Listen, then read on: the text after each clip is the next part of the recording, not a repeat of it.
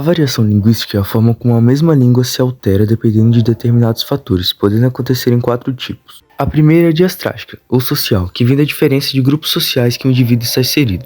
Por exemplo, um adolescente fala de forma diferente de um idoso, ou um médico fala diferente de um mendigo. A segunda é diacrônica, ou histórica, que vem da variação da língua com o passar do tempo.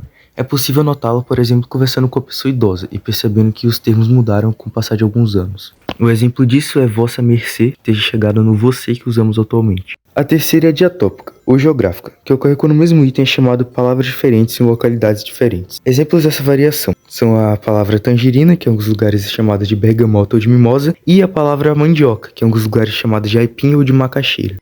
A quarta e última é a diafásica ou situacional, que é a forma como empregamos a língua dependendo do contexto em que estamos inseridos. Por exemplo, a forma como falamos com os nossos amigos não é a mesma que nos dirigimos a professores, médicos, policiais. Isso pode acontecer até dentro da nossa própria família. Por exemplo, a forma como falamos com nossos primos e irmãos não é a mesma que falamos com tios, pais, avós.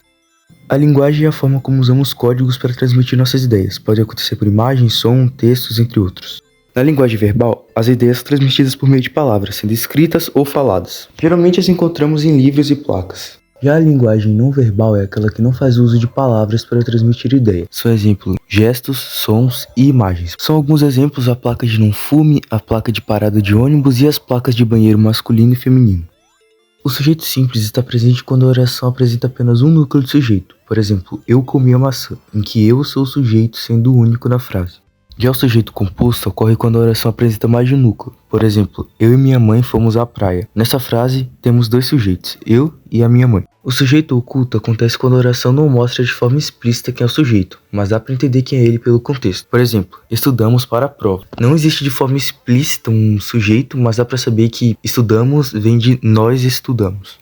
Já o sujeito indeterminado acontece quando não é possível nem pela forma verbal, nem pelo contexto identificar quem é o sujeito. Por exemplo, a oração vive-se bem Luiz Eduardo Magalhães. Não é possível identificar quem é o sujeito nessa frase.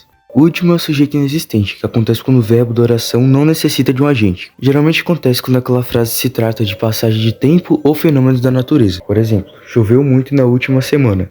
Ou, passou-se muito tempo desde o ocorrido.